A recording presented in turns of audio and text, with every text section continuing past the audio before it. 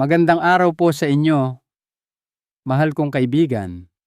Ako po si Dr. Miguel Santos, isang doktor na nag-aalaga sa ating mga nakatatanda at nagpapasalamat po ako na naglaan kayo ng ilang minuto para makasama ako ngayon. Sa ating huling video, pinag-usapan natin kung ano ang mga dapat inumin para maprotektahan ang inyong paningin, mga simpleng inumin na sumusuporta sa malusog na mata habang tayo ay nagkakaedad. Ngunit ngayon ibabaling natin ang ating pansin sa isang bagay na mas madalas nating nakakaligtaan ang ating kinakain. Sa mas partikular, tatlong maliliit na buto na tahimik na sumusuporta at nagpoprotekta sa inyong mga mata, lalo na kapag lampas na sa edad na 70. Hayaan niyo po kung magtanong. Napapansin niyo po ba na mas madalas manuyo ang inyong mga mata? Nahihirapan na ba kayong magbasa kahit na may tamang salamin? Nagsisimula na ba kayong mas madalas sumimangot? O para bang ang mundo ay medyo lumalabo kumpara sa dati? Kung oo ang sagot ninyo sa alinman, diyan hindi po kayo nag-iisa. At hindi nyo po iyon guni-guni lamang. Ang totoong nangyayari ay ang inyong retina, ang manipis at marupok na bahagi sa likod ng inyong mata, ay nagsisimula ng magpakita ng mga senyales ng pagkasira. At normal po iyan. Paglampas ng 70, ang retina ay nagiging mas madaling masira dahil sa mahinang sirkulasyon, pamamaga at oxidative stress. Pero heto po ang tunay na panganib, ang retina ay walang mga pain receptor. Kaya't ang pinsala ay nangyayari ng dahan-dahan tahimik hanggang sa isang araw ay bigla na lang mawawala ang linaw. Nakita ko na po ito ng paulit-ulit. May pasyenteng darating hindi dahil sa sakit, kundi dahil nawawalan na sila ng kakayahang gawin ang mga bagay na mahal nila, ang magbasa ng dyaryo, makilala ang mga muka o manood ng pelikula nang hindi nahihirapan. Iyan po ang pinakamasakit sa pagkawala ng paningin. Tila ba ninanakaw nito ang inyong paningin nang hindi ninyo namamalayan at kasama nitong kinukuha ang inyong kalayaan, kumpiyansa at koneksyon sa iba. Ngunit heto po ang magandang balita. Hindi po kayo walang magagawa at hindi ninyo kailangan ng mamahaling supplements o mapanganib na mga pamamaraan para simulan ang pagprotekta sa inyong mga mata. Kailangan nyo lang malaman kung ano ang tahimik na hinihiling ng inyong katawan at ibigay dito ang tamang suporta. Mayroong 3 buto, simple at abot kaya, na napatunayang nakakatulong na mabawasan ang pamamaga, mapabuti ang daloy ng dugo sa mga mata at suportahan ang paggawa ng luha. Madali itong hanapin, madaling gamitin, at baka ito pa ang maging bago ninyong pang-araw-araw na ugali. Kaya't samahan niyo po ako sa susunod na ilang minuto. Tatalakayin ko ang bawat buto, kung ano ang ginagawa nito, bakit ito epektibo, at kung paano ito sisimulang gamitin ngayon. At kung ito ang unang beses ninyo rito, huwag po kayong mag-atubiling mag-subscribe para sa mas marami pang natural na paraan upang manatiling malakas, malaya at malusog, isang desisyon sa bawat pagkakataon.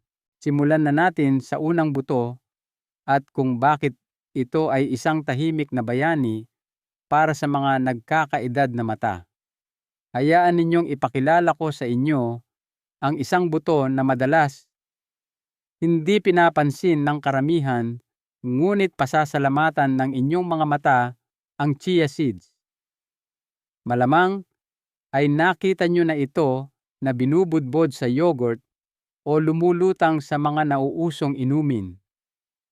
Ngunit sa likod ng kaliitan nito ay isang napakalakas na pinagmumulan ng sustansya, lalo na para sa inyong retina na tulad ng napag-usapan natin ay isa sa pinakamaselan at pinakamahalagang bahagi ng inyong mata. Heto kung bakit napakahalaga nito para sa ating mga senior. Ang inyong retina ay laging gutom. Kailangan nito ng oxygen sustansya at suportang laban sa pamamaga 24/7.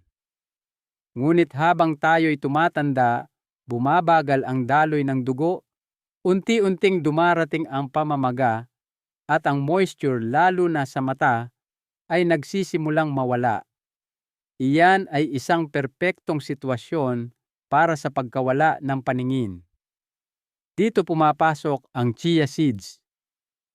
Isa ito sa pinakamahusay na plant-based na source ng omega-3 fatty acids, partikular ang ALA o alpha-linolenic acid.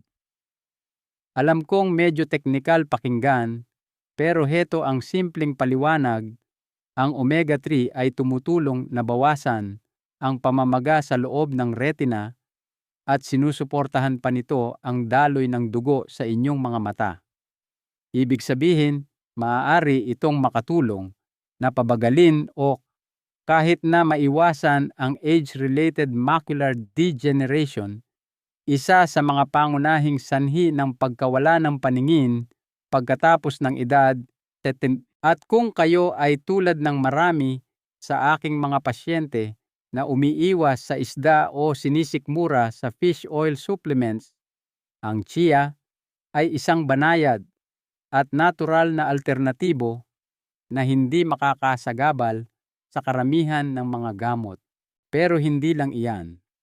Ang chia seeds ay naglalaman din ng natural na antioxidants, kabilang ang lutein at zeaxanthin, ang parehong mga sustansya na makikita ninyo sa mga mamahaling eye supplements. Tumutulong ito na protektahan ang inyong mga mata mula sa oxidative damage, lalo na kung madalas kayong nasa labas nagbabasa sa ilalim ng maliwanag na ilaw o gumagamit ng mga screen sa gabi. Isipin ninyo na sila ay maliliit na tanod na nagbabantay sa inyong retina mula sa araw-araw na stress. May isa pang benepisyo na madalas hindi napapansin ang moisture. Ang panunuyo ng mata ay napakakaraniwan habang tayo ay nagkakaedad. At ang chia seeds kapag ibinabad sa tubig ay bumubuo ng isang natural na gel. Ang gel na ito ay nakakatulong sa hydration at maaari pang suportahan ang inyong tear film na nagpapadama ng ginhawa sa inyong mga mata sa buong araw. May mga pasyente akong nagsabi na ang pagod ng kanilang mata sa hapon ay bumuti sa pamamagitan lamang ng pagdaragdag ng chia sa kanilang almusal. Ngayon baka iniisip ninyo, paano ko ito gagamitin? Simple lang po.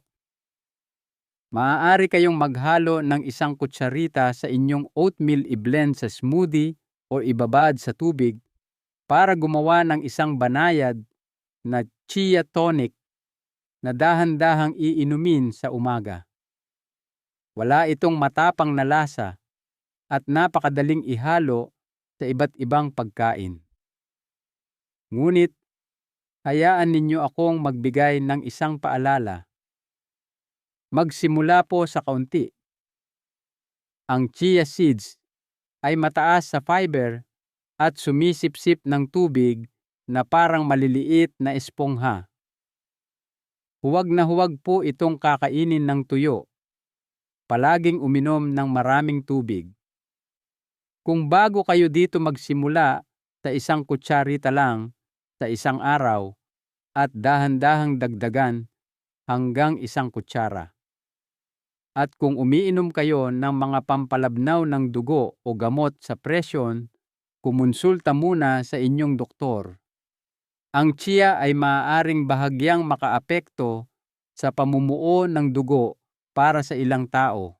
Isa sa mga pasyente ko, si Aling Edna, 76 na taong gulang, ay nagsimulang magdagdag ng chia sa kanyang oatmeal tuwing umaga.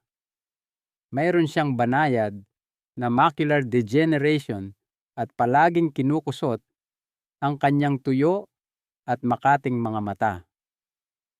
Pagkatapos lamang ng 3 linggo, sinabi niya sa akin na ang kanyang paningin ay parang mas gising sa umaga at hindi na niya kailangan ng artificial tears ng madalas.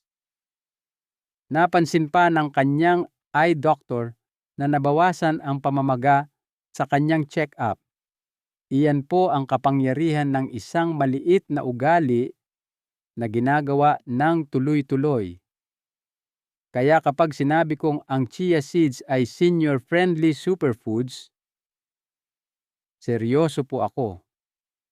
Sinusuportahan nito ang inyong retina, nilalabanan ang pamamaga, nagbibigay ng hydration sa inyong mga mata at naghahatid ng sustansyang kailangan ng inyong paningin, lahat sa isang kutsarita lang. At ang pinakamaganda, hindi ninyo kailangang baguhin ang buong dieta ninyo. Idagdag lang itong maliit na buto sa kinakain nyo na at hayaan ang kalikasan na gumawa ng milagro. Ngayon, dumako naman tayo sa ikalawang buto, isa na partikular na makapangyarihan para sa pagprotekta sa inyong makula, ang pinakasentro ng inyong paningin. Kung ang chia seeds ay matalik na kaibigan ng inyong retina, ang flax seeds naman ay ang tahimik na tagapagbantay ng inyong makula, ang maliit na gitnang bahagi ng retina na nagbibigay daan sa inyo na makita ang mga pinong detalye ng buhay, tulad ng ngiti sa mukha ng inyong apo o ang mga salita sa isang libro sa sikat ng araw. At heto ang mahirap na bahagi. Pagkatapos ng edad 70, ang makula ay nagiging isa sa mga pinakalantad na lugar sa inyong buong visual system. Dito nanggagaling ang linaw, ang inyong central vision. At kapag ito ay nagsimulang lumabo, kahit ang pinakasimpleng gawain ay maaaring maging nakakadismaya. Ang pagbabasa ng menu, pagmamaneho, pagsunod sa mga salita sa isang himnaryo sa simbahan. Kaya't palagi kong ipinapaalala sa aking mga pasyente ang pagprotekta sa makula. At ang flax seeds, masasabi kong isa sa pinakamakapangyarihan at abot-kayang sandata na mayroon tayo. Tulad ng chia, ang flax seeds ay mayaman sa isang plant-based omega-3 na tinatawag na ALA.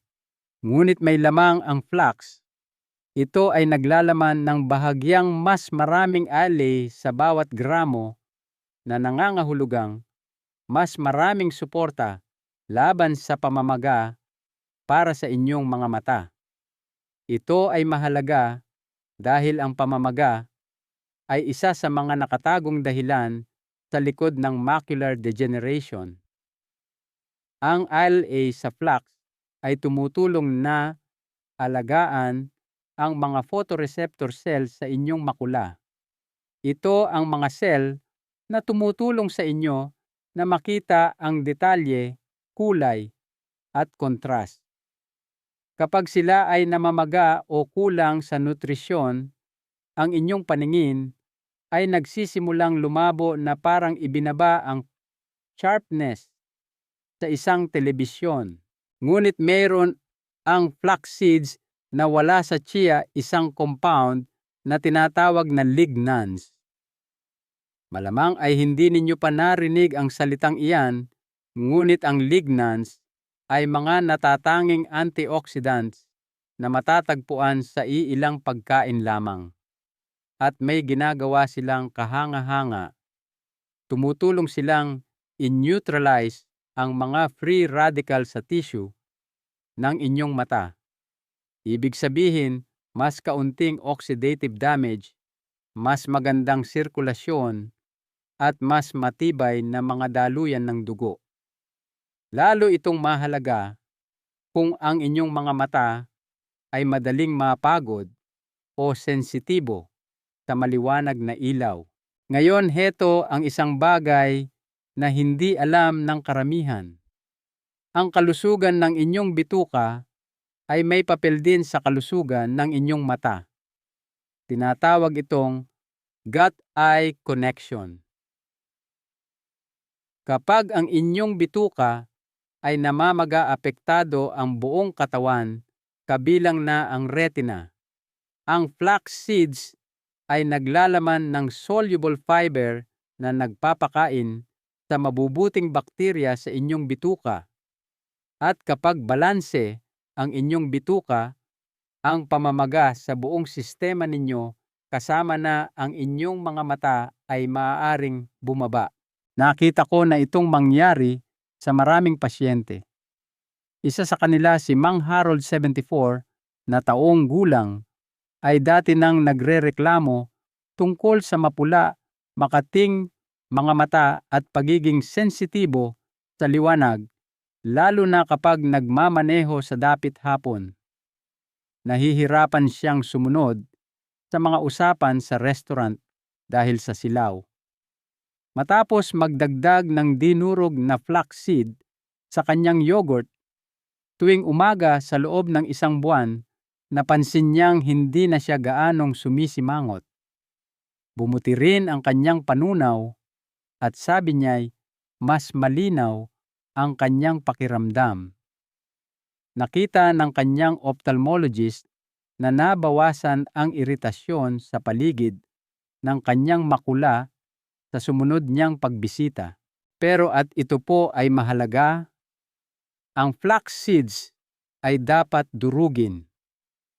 Ang buong flax seeds ay dumadaan lang sa inyong sistema nang hindi natutunaw. Hindi ninyo makukuha ang mga benepisyo nito maliban kung ilalabas ninyo ang mga sustansya sa loob sa pamamagitan ng pagdurog. Madali lang po. Gumamit lang ng coffee grinder o bumili ng mga nakadurog na. Itago ito sa ref para manatiling sariwa ang mga langis nito. Tulad ng anumang pagkaing mataas sa fiber, magsimula ng dahan-dahan.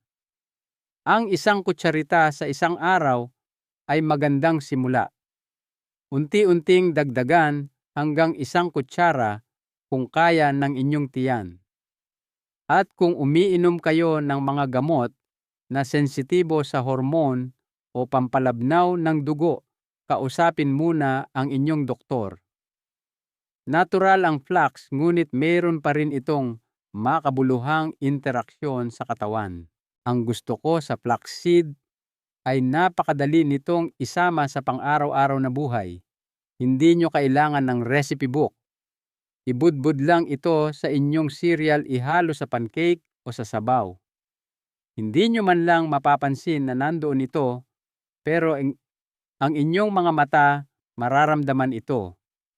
Ang isang butong ito ay tumutulong na protektahan ang inyong makula, pakalmahin ang pamamaga, pabutihin ang toleranse sa silaw, at suportahan pa ang inyong bituka.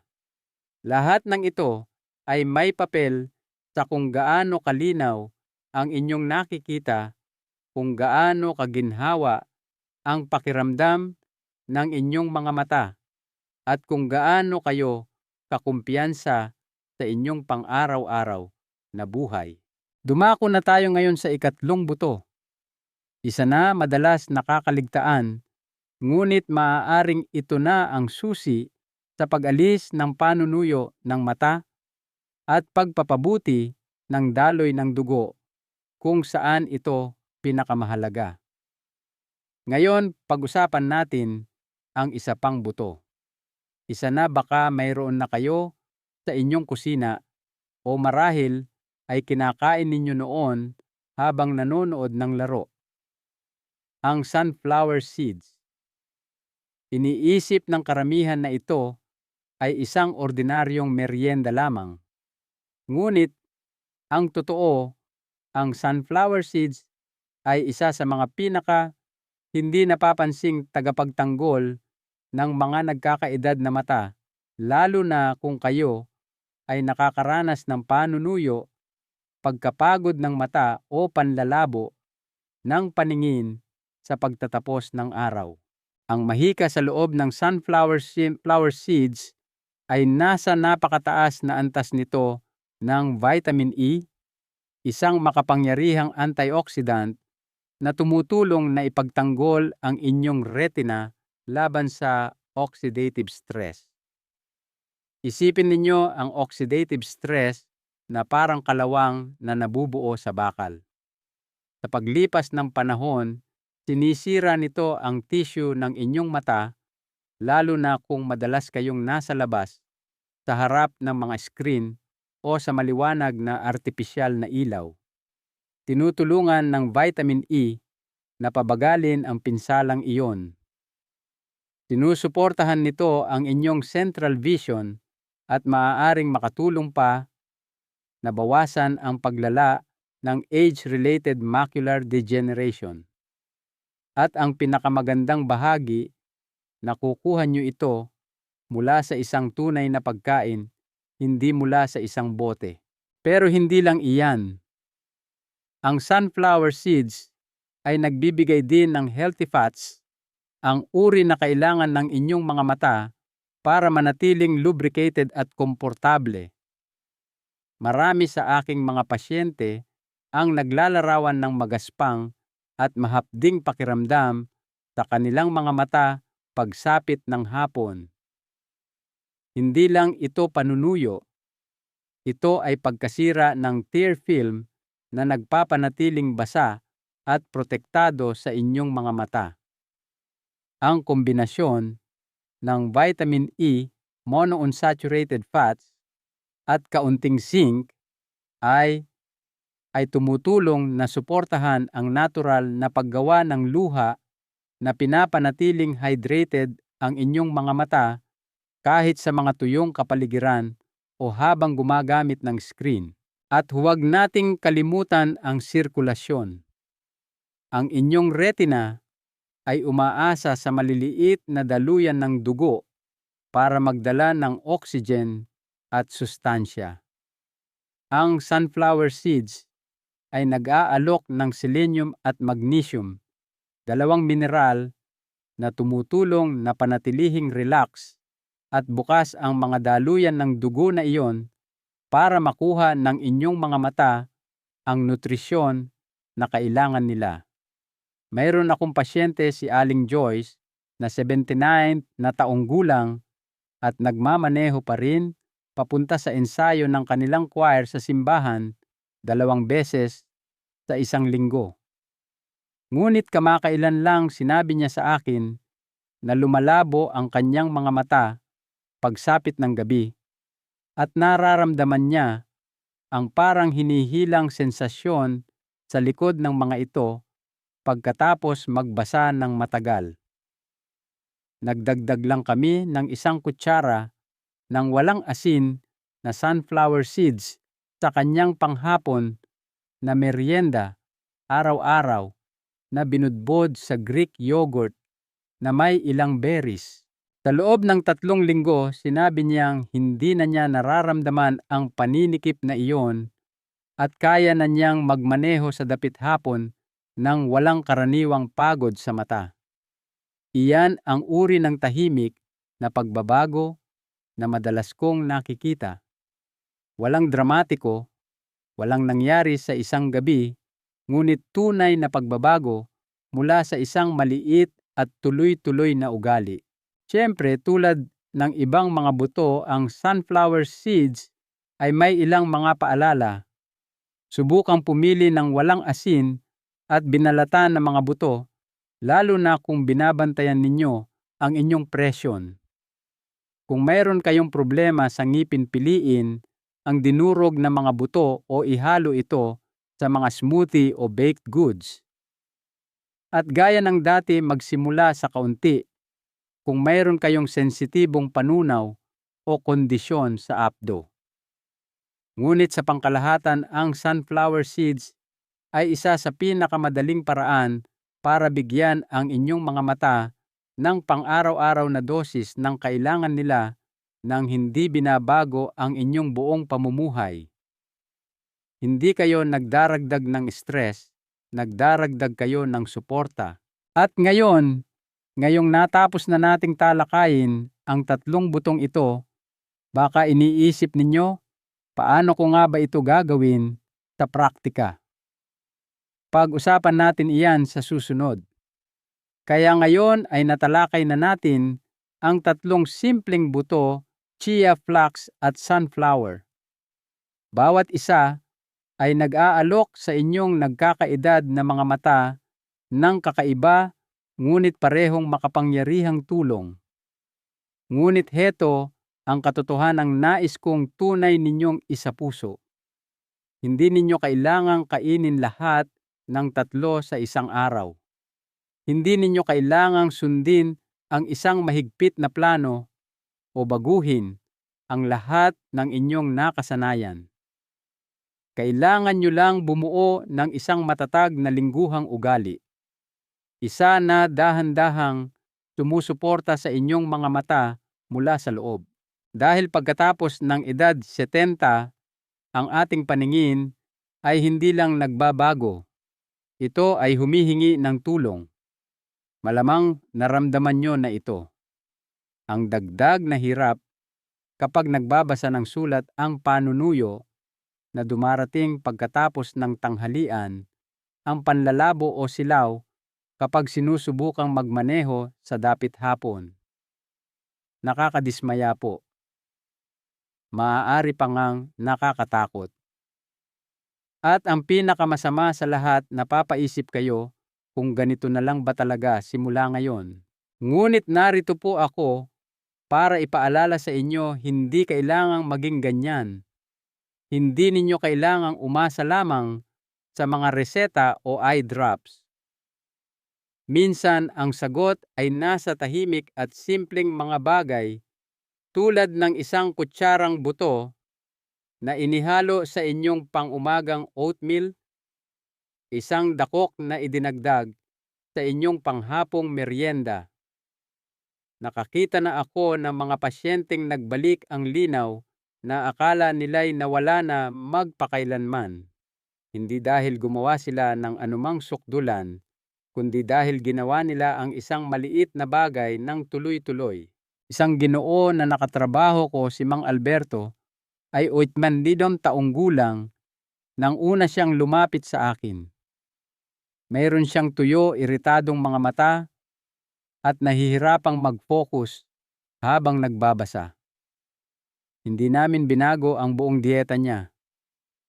Nagdagdag lang kami ng dinurog na flaxseed sa kanyang yogurt 3 beses sa isang linggo at sunflower seeds sa kanyang salad sa tanghalian. Iyon lang. Pagkatapos ng 4 na linggo, sinabi niya sa akin na mas madali na ang pagbabasa. Hindi na mahapdi ang kanyang mga mata pagsapit ng gabi.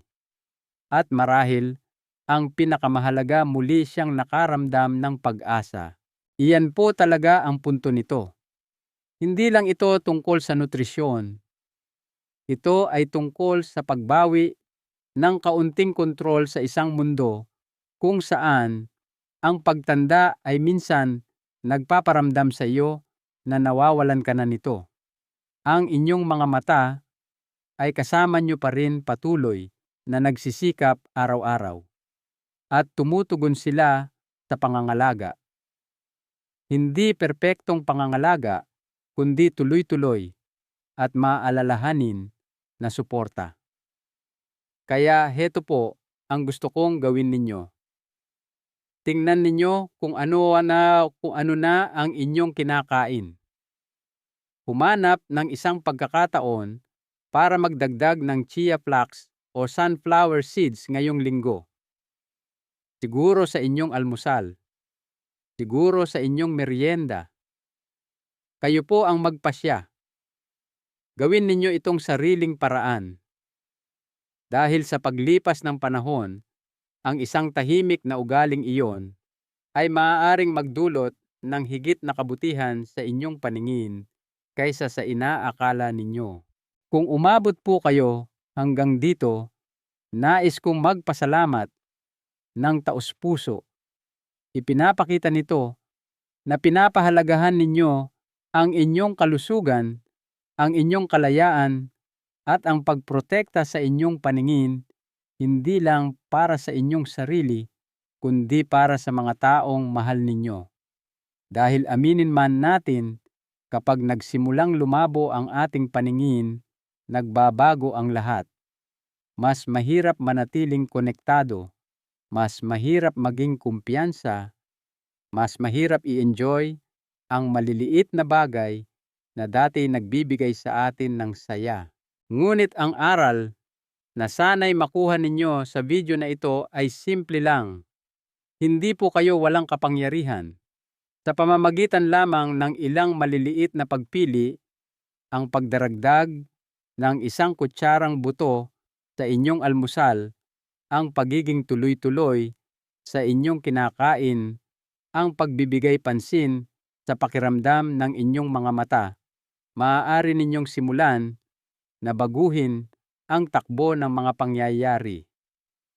Maaari ninyong alagaan ang inyong retina, pakalmahin ang pamamaga, suportahan ang paggawa ng luha, at higit sa lahat, maipapadala ninyo sa inyong katawan ang mensahe na ito ay karapat-dapat pa ring alagaan. Ang isang mahalagang aral na nais kong iwan sa inyo ay ito: ang kalusugan ay hindi tungkol sa pagiging perpekto. Ito ay tungkol sa pagiging naroroon para sa iyong sarili sa pagbibigay ng pangangalaga na iyong kailangan araw-araw. Hindi ako nangangako ng mga himala, ngunit nakita ko na kung ano ang kayang gawin ng maliliit at tuloy-tuloy na gawi sa paglipas ng panahon. Nakita ko ang mga matang naging mas komportable, ang paningin na nanatiling mas malinaw ng mas matagal, at ang mga taong nakaramdam ng mas may kontrol sa pamamagitan lamang ng paggawa sa mga butong ito bilang bahagi ng kanilang lingguhang routine. Kaya nasaan ka man sa iyong paglalakbay, nagsisimula ka palang makapansin ng mga pagbabago o matagal nang nakikipagbuno sa mga isyu sa mata, nais kong tandaan ninyo ito. Hindi pa huli ang lahat. Para suportahan ang inyong paningin, hindi pa huli para magsimulang mag-alaga, at hindi pa huli para muling makaramdam ng pag-asa. At kung ang video na ito ay nakapagbigay sa inyo ng tulong, marahil isang bagong ideya, isang direksyon, o kahit kaunting inspirasyon, ikagagalak ko po kung susuportahan ninyo ang channel na ito. Pakiclick po ang subscribe para hindi ninyo makaligtaan ang mga susunod na video. Bigyan po ito ng like kung ito ay nakatulong sa inyo. I-share nyo po ito sa isang kaibigan o mahal sa buhay na maaaring nangangailangan nito. At kung gumagamit na kayo ng chia flax o sunflower seeds o plano ninyong magsimula, mag-iwan po kayo ng komento sa ibaba. Ikwento nyo po kung kamusta. Binabasa ko po ang lahat, at ang inyong kwento ay maaaring magbigay inspirasyon sa iba na magsimula rin. Ito po si Dr. Miguel Santos na nagpapaalala sa inyo na ang kalusugan ay hindi tungkol sa pagiging perpekto, kundi sa pagiging naroroon para sa sarili. Alagaan ang inyong mga mata. Alagaan ang inyong sarili.